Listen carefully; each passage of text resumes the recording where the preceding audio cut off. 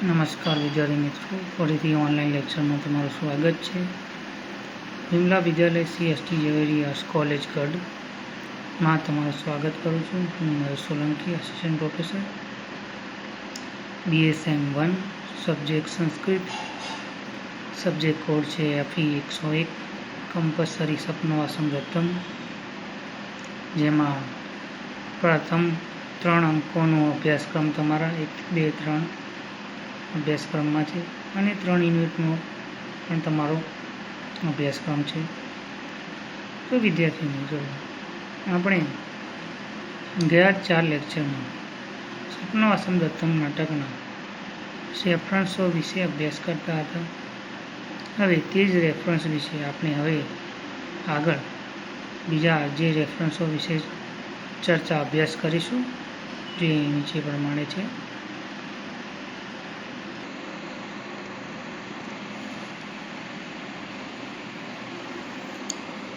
આપણો આજનો સંદર્ભ છે, જોઈએ તો અલા અતિચરમ કંદુકેન કીર્ત્યામ કરસંજીરો પરકિયાચ ત હસિતો સવૃતમ. અલી, ઘણા વખત સુધી દડો વડે રમવાથી વધારે લાલ થયેલા તમારા હાથ જાણે કે પારકા થઈ ગયા હોય એમ જણાય છે.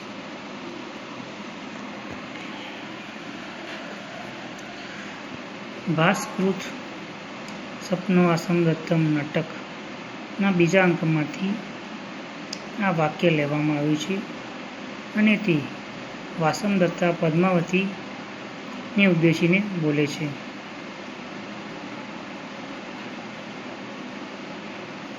ઉદયનના રાજ્યની પુનઃપ્રાપ્તિ માટેની યોગેન્દ્રની યોજના મુજબ વાસંગતાને આર્ય અવંતિકા તરીકે પદ્માવતીની પાસે થાપણ તરીકે મૂકવામાં આવે છે. પદ્માવતી, તેના પરિવાર અને આર્ય અવંતિકા વાસંગતા સાથે પ્રમદવનની પાસે રહેલા માધવી લતા મંડપની બાજુમાં દડાથી રમે છે. પદ્માવતી અને વાસંગતાના નિબંધ રીતે કંદુક ક્રીડા કરી રહ્યા છે અને બંને વચ્ચે ગાઢ સખી ભાવ વિકસ્યો છે. વાસંગતા પદ્માવતીને દડો આપે છે, પણ હવે થાકેલી પદ્માવતી રમત બંધ કરવા જણાવે છે. આ વખતે વાસંગતા તેને જણાવે છે કે સખી, ઘણા વખત સુધી દડો વડે રમવાથી વધારે લાલ થયેલા તમારા હાથ જાણે કે પારકા થઈ ગયા હોય એમ જણાય છે.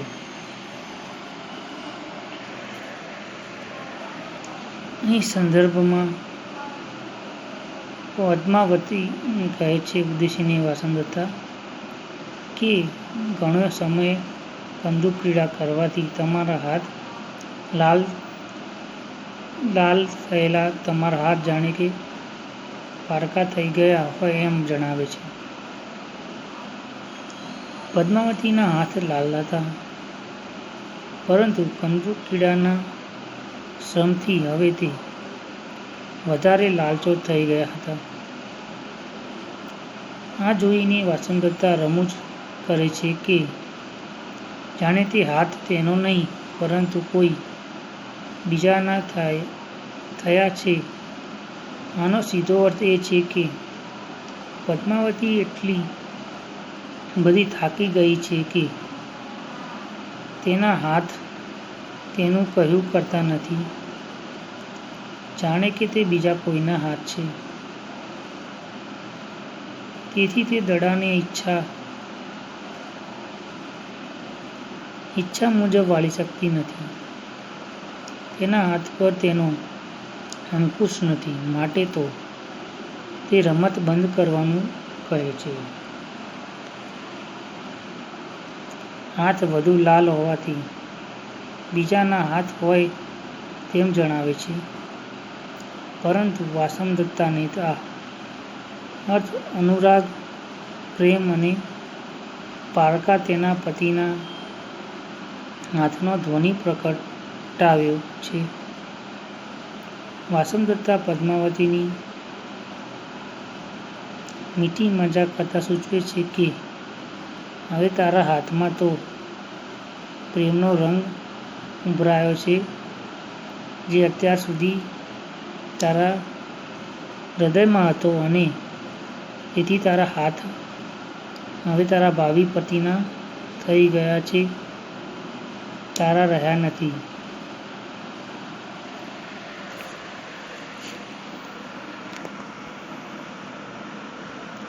વિશેષમાં જોઈએ તો વાસંદત્તાની શ્લેષયુક્તિ વિદા ઉક્તિની ધ્વનિ એ છે કે પદ્માવતીના યુવાન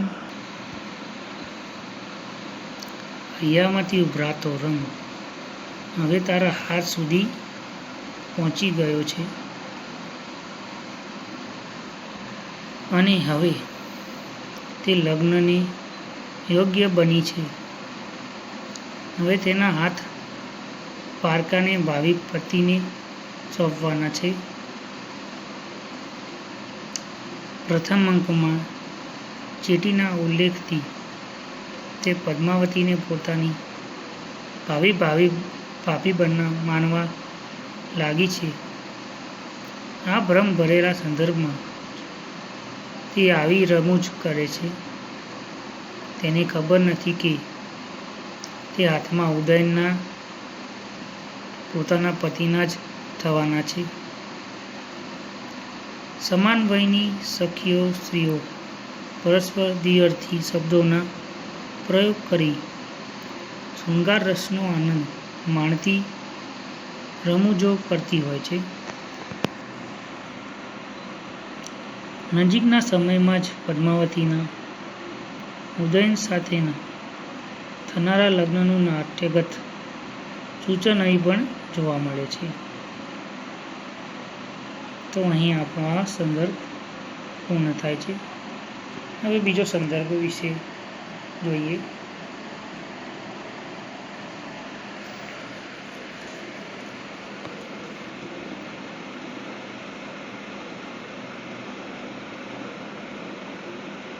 અભિતમિવં ત્યેદ્યં બરમુખમ પ્રેક્ષ્ય.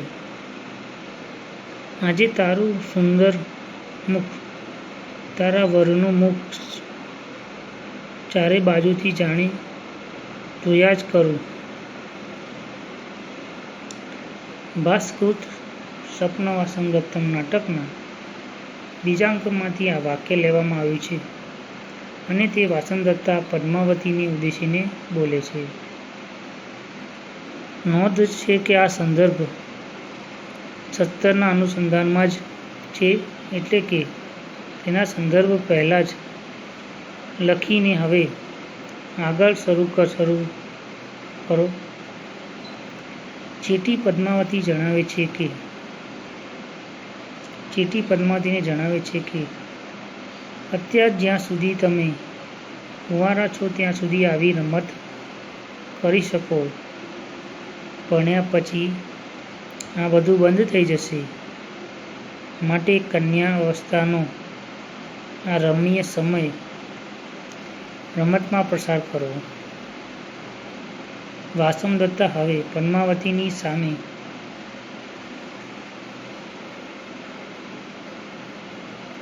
એકોટીસ જોઈ રહી છે. પદ્માવતી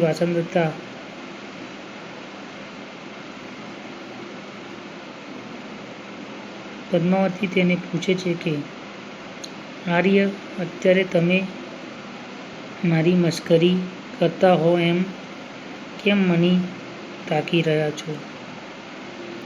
વાસંદત્તા તરત જ રમૂજ કરતા જણાવે છે કે સખી, આજે તું ખૂબ શોભે છે. આજની ભાષામાં કહેવું હોય તો તું ખૂબ જામે છે. આજે મને તારું શ્રેષ્ઠ મુખ સુંદર લાગે છે, માટે જ હું તને એકોટીસ નિહાળી રહી છું.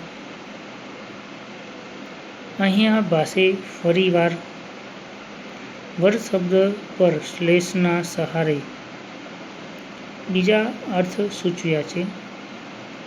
તે પ્રમાણે આજે મને તારી આજુબાજુ તારા વરપતિનું મુખ દેખાય છે.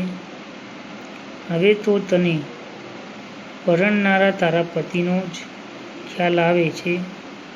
બંને અર્થો સુંદર છે, છતાં બીજા અર્થનો ધ્વનિ નાટ્યકલાની દૃષ્ટિએ વધુ મહત્વનો છે.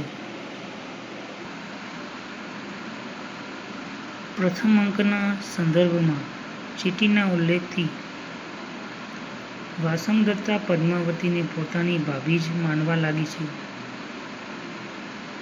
તેથી જ તે પદ્માવતીના હાથને પરકીય જણાવે છે અને ચોમેરથી તેના મુખની આસપાસ તેના વરના મુખને એટલે કે પોતાના ભાઈના મુખને કલ્પી રહી છે. તેનો આ સુંદર ભ્રમ તૂટવાનો છે તેની તેને હાલ ખબર નથી. આ દ્વારા બંને સખીઓ વચ્ચે ગાઢ સ્નેહ વિકસ્યો છે એમ પણ પ્રતીત થાય છે. ભાષે શ્લેષ દ્વિઅર્થી શબ્દો દ્વારા સખીઓની રમૂજ દર્શાવીને વાસંગદત્તાની વાક્ચતુરી અને પદ્માવતીના ઉદયન સાથેના લગ્નનો ઇશારો કરી દીધો છે.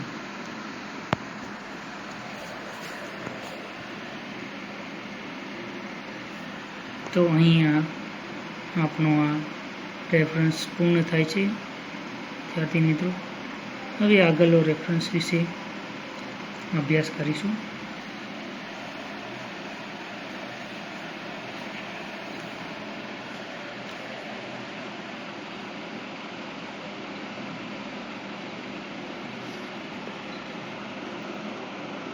નહીં નહીં દર્શનીય એવ ના તે દેખવાડો છે. આર્યપુત્ર પક્ષપાતર નિષ્ક્રિયકાંત સમુદાચાર. આર્યપુત્ર તરફના પ્રેમને કારણે શિષ્ટાચારનું ઉલ્લંઘન થયું છે. હલો એવમ ઉજ્જૈનીયનમ જનો મંત્રયતે. સખી ઉજ્જૈનીના લોકો આમ કહે છે.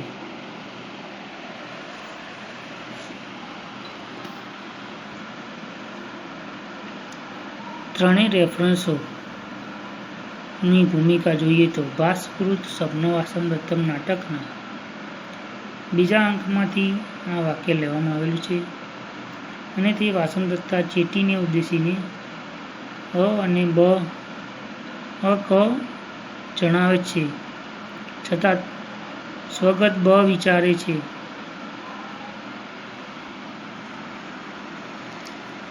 સંદર્ભ જોઈએ તો ઉદયન રાજ્યની પુનઃપ્રાપ્તિ માટે રચાયેલા યોજના પ્રમાણે મંત્રી યોગેન્દ્રરાય અને રાણી વાસંગદત્તા વેશ પલટો કરી તપોવનમાં પ્રવેશે છે. વાસંગદત્તા આર્યમાં અવંતિકા તરીકે મગધ રાજકુમારી પદ્માવતી પાસે નિયાસ તરીકે મૂક્યા છે. હવે પદ્માવતી અને અવંતિકા વાસંગદત્તા બંને ગાઢ સખીઓ બની ગયા છે. રમતવનમાં કંદુકીડા કરી શ્રમિત થયેલી તે બંને સખીઓ વચ્ચે રમૂજોની આપ-લે થાય છે. વાસંગદત્તા પદ્માવતીને પોતાની ભાભી તરફ માનવા લાગે છે અને તે ભવિષ્યમાં મહાસેન વધુ તરીકે સંબોધે છે. ચેટી ચોખવટ કરે છે કે રાજકુમારી તે રાજા સાથે સંબંધ બાંધવા ઈચ્છતી નથી. વાસંગદત્તા પૂછે છે કે તો પછી તે ખરેખર કોને ચાહે છે. ત્યારબાદ ચેટી જણાવે છે કે વત્સ દેશનો રાજા ઉદયન છે. તેના ગુણો પર રાજકુમારી વારી ગયા છે. હવે વાસંગદત્તા સ્વગત વિચારે છે કે આ તો તેના પતિ ઉદયનને જ ચાહે છે. તે હવે પૂછે છે કે કયા કારણથી? ત્યારે ચેટી જણાવે છે કે તે દયાળુ છે. તેથી હવે ચેટી પદ્માવતીને એક મજાકનો છતાં તીવ્ર પ્રશ્ન પૂછે છે. યદિ સહ રાજા વિરુદ્ધો ભવતે, જો રાજા કદરૂપા હોત તો? આ સાંભળીને વાસંદત્તા ભાવુકતાથી તરત જ બોલી ઉઠે છે, ના ના ના, તે તો દેખાવડા છે. પદ્માવતી પૂછે છે કે તમને કેવી રીતે જાણ? ત્યારે વાસંદત્તાને પોતાની ભૂલ સમજાય છે અને તે સ્વગત વિચારે છે કે આર્યપુત્ર પ્રત્યેના પ્રેમને લીધે શિષ્ટાચારનું તેનાથી ઉલ્લંઘન થયું. હવે વાતને ફેરવી તોડી તે જણાવે છે કે સખી, ઉજ્જૈનના લોકો આમ કહે છે.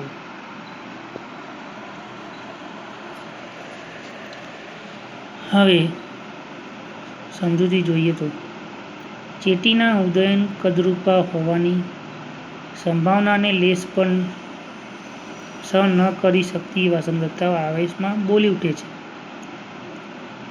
નહીં નહીં, તે ઉદયન તો દર્શનીય છે. પદ્માવતીના ઉલટો તપાસ ભરેલી પ્રશ્નથી તે મનમાં મૂંઝાય છે. તેને ખ્યાલ આવી જાય છે કે પતિ તરફના સ્નેહને કારણે સામાન્ય શિષ્ટાચાર તે અને પોતાના અજ્ઞાતવાસનો ખ્યાલ રાખ્યા વગર જ તેનાથી આ બોલાઈ બફાઈ ગયું છે અને ચતુરાઈથી બાજી સુધારી લઈને સૌને ગળે ઉતારી જાય તેવી વાત ઉજ્જૈનીના લોકો એમ કહે છે. તેઓ બચાવ રજૂ કરીને ખુદ બચી જાય છે.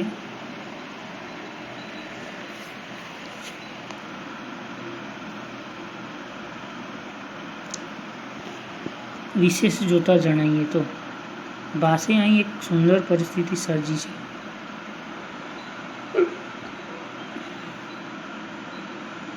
નાટકના વિકાસમાં એનું અનેક ગણું મહત્વ છે. આ મજાની પરિસ્થિતિમાં નાટ્યાત્મકતા અને વાસ્તવિકતાનો શુભ સમન્વય છે. જો તે રાજા વિરૂપ હોત તો એ ચેટીને ઉઠાવેલા પ્રશ્ન લાખ રૂપિયાનો છે. $1 million ક્વેશ્ચન. પદ્માવતી ભલે ઉદયનના ગુણોથી આકર્ષાય, પરંતુ તે બેડોળ હોય તો પણ આકર્ષણ ટકી રહે. પુરુષની પસંદગીમાં સૌંદર્ય કરતાં ગુણોને પ્રાધાન્ય આપી શકાય કે નહીં? આ પ્રશ્નનો જવાબ આપવાની પદ્માવતી માટે સહેલું ન હતું.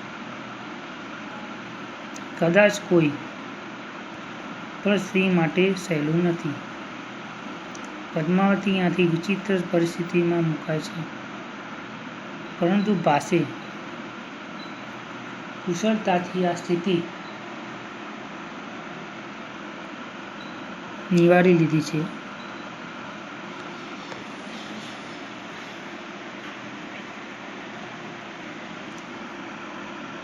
પદ્માવતીને વિચિત્ર સ્થિતિમાંથી ઉગારીને ભાસે વાસંદત્તાને તેવી સ્થિતિમાં મૂકી દીધી છે. લાગણીના આવેગમાં ઉદયનના સૌંદર્ય પ્રત્યેના મુગ્ધતા અને સ્નેહના પ્રબળ ખેંચાણમાં તણાતી સાહસ તેને દર્શનીય જાહેર કરે અને વિવેક ભૂલ વળી મનમાં પશ્ચાતાપ અનુભવે અને ચતુરાઈપૂર્વક ભૂલ સુધારી વાતને જુદો જ મોડ આપી પ્રીતિજનક બનાવે. આ સર્વ આલેખન ખરેખર ઉચ્ચ કક્ષાનું છે. વાસમદત્તાના પાત્રમાં મનોવૈજ્ઞાનિક વિશ્લેષણની દ્રષ્ટિએ તે અત્યંત નોંધપાત્ર છે.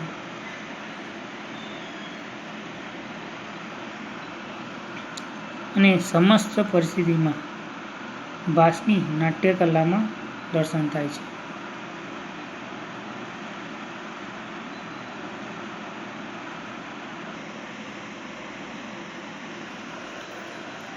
ત્યાં આપણો રેફરન્સ પૂર્ણ થયો. હવે આગળનો રેફરન્સ વિશે જોઈએ. આગળનો રેફરન્સ આપણે 2018માં પૂછાઈ ગયેલો છે. ફરીથી પૂછાઈ શકે આપણી એક્ઝામમાં. સર્વજનો મનોઅભિરામં ખલુ સૌભાગ્ય નામં. ખરેખર સર્વ માણસોના મનને ગમી જાય એવું નામ સૌંદર્ય છે.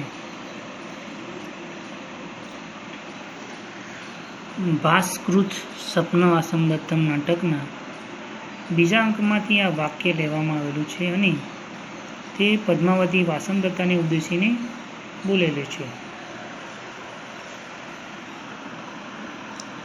સંદર્ભ જોઈએ તો ઉજ્જૈનના રાજ્યની પુનઃપ્રાપ્તિ માટેની યોગેન્દ્રરાયની યોજના અનુસાર અવંતિકા દેશે અજ્ઞાતવાસમાં પદ્માવતી પાસે થાપણ તરીકે મુકાયેલી વાસમદત્તા પદ્માવતી સાથે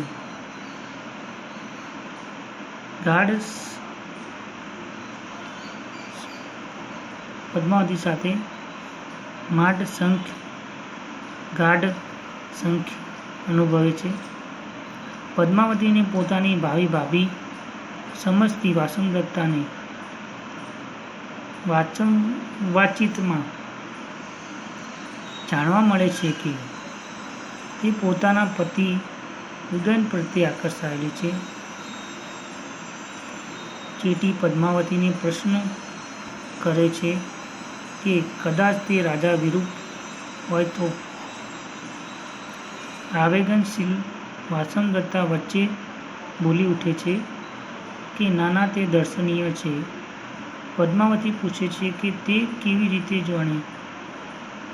ત્યારે વિવેકમાં ભ્રષ્ટાચાર તથા પોતાની અજ્ઞાતવાસ દેશની પરિસ્થિતિનો ખ્યાલ રાખીને તે ભૂલ સુધારી લઈ જણાવે છે કે તે દર્શનીય છે. આ સાંભળીને પદ્માવતી જણાવે છે કે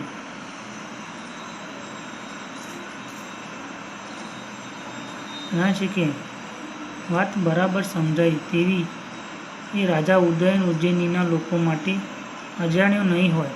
સાચે જ આ સર્વ માણસો મનને ગમી જાય તેવું નામ જ સૌંદર્ય છે. તે ચર્ચવામાં આવેલું છે.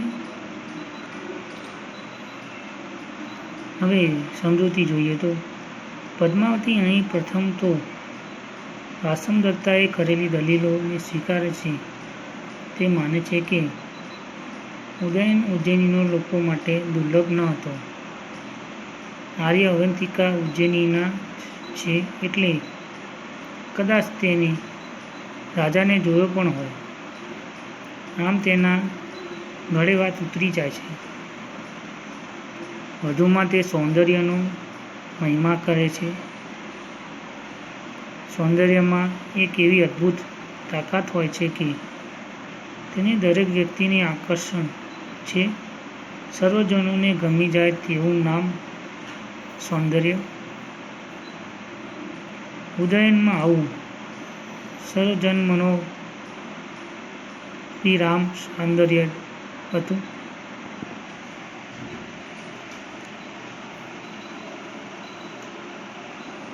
વિશેષતા જોઈએ તો પદ્માવતીના મુખે અહીં સૌંદર્યનો મહિમા ગાવામાં આવેલો છે.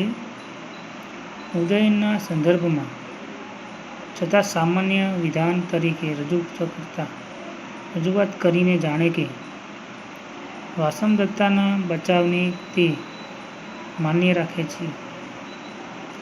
પદ્માવતી ઉદયન પ્રત્યે સૌંદર્યને લીધે પણ આકર્ષાય છે તેવો પરોક્ષ ઇકરાર પણ અહીંયા છે. પદ્માવતીનો ચેટીને પરોક્ષ ઉત્તર પણ છે. ભાસે સરળ છતાં સચોટ રીતે સૌંદર્યની વ્યાખ્યા આપી છે. સૌંદર્યના લોકોનો હૃદય પર થતી મર્મસ્પર્શી અસરોને તેને મહત્વ આપ્યું છે. અંગ્રેજ કવિ કીટ્સે પણ ગાયું છે, a thing of bright is joy in favour.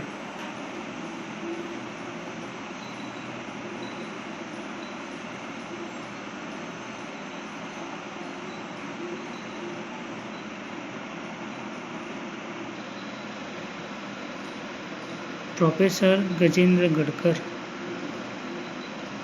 આ વાક્યના સૌભાગ્ય શબ્દ પર મજાની ટીકા કરે છે. સૌભાગ્ય એટલે સારું ભાગ્ય. શુભગસ્ય ભાગ્યમ સૌભય. શુભગસ્ય ભાગ્યમ સૌભાગ્ય. શુભગ એટલે એવી ભાગ્યશાળી વ્યક્તિ જેને અસાધારણ સૌંદર્ય પ્રાપ્ત થયું હોય. સુંદર વ્યક્તિ ભાગ્યશાળી ગણાય છે. અનેક સ્ત્રીઓને તે આકર્ષી શકે તે તેનું સદભાગ્ય. આનાથી બીજું મોટું ભાગ્ય કયું હોઈ શકે? મલ્લીનાથ પણ આવો જ અર્થ આપે છે. સહ ખલું શુભોગમ વગમ કામયતિ. જેની પૂઠે સ્ત્રીઓ ભમરીઓની જેમ ભમે તે શુભમ. આવા શુભંગમનું સૌંદર્ય ભાગ્ય સર્વજનોને અભિપ્રામ છે.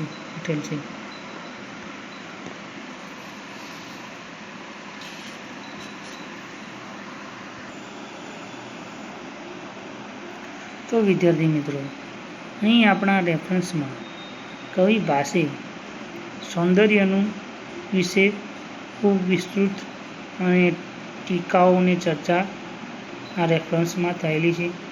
સમજૂતીમાં પદ્માવતી ઉદયનના ગુણો અને